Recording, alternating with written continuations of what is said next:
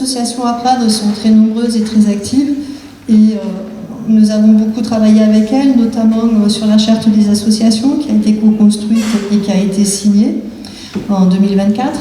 Nous avons travaillé sur les locaux, qui était une de nos priorités, les locaux et les terrains sportifs.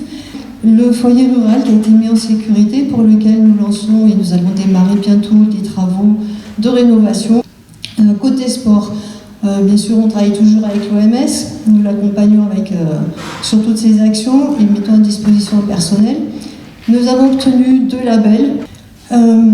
Les associations, c'est bien évidemment l'accompagnement des projets par le biais des subventions et des aides en nature, mais c'est aussi l'accompagnement, par exemple, de projets précis tels que des soirées ciné-concerts, l'accompagnement du jazz club qui a lieu tous les mois et qui est un projet associatif. Et nous avons aussi relancé un comité des fêtes et nous les accompagnons pour l'organisation de la fête locale. Au niveau de la culture, l'offre culturelle s'est élargie. Donc le cinéma, comme vous devez le savoir, a été repris en régie municipale et nous avons créé un festival, qui est le Festival de cinéma de Prades-de-Lez. Côté théâtre, nous avons lancé une programmation ambitieuse et continué le partenariat avec la Fédération nationale de théâtre amateur, avec toujours le festival qui a lieu tous les ans au mois de novembre. Musique et danse font partie aussi de notre environnement culturel, avec régulièrement des spectacles.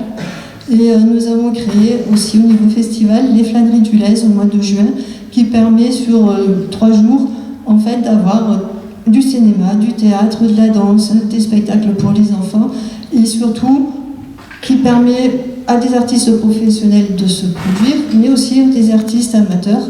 Le livre a été mis en avant aussi, avec par exemple des actions particulières comme les nuits de la lecture, le printemps du poète, des accueils d'auteurs. La culture, c'est aussi le développement de l'éducation artistique et culturelle.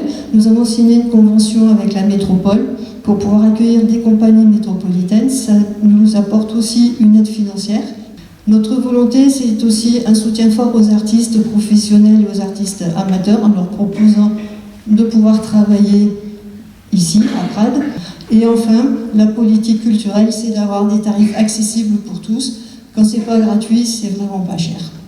Alors je me rends compte que nous avons oublié, j'en suis vraiment désolée, un projet important, mais qui a été le premier investissement que nous avons fait en début de mandat, c'est la réfection du terrain synthétique du foot. Donc nous avons remplacé le vieux terrain qui était fait avec des billes là, en caoutchouc, cancérigènes et polluantes, par un terrain écologique et tout neuf. Donc c'était quand même un beau projet qui était cher au départ, mais pour lequel nous avons eu de grosses subventions.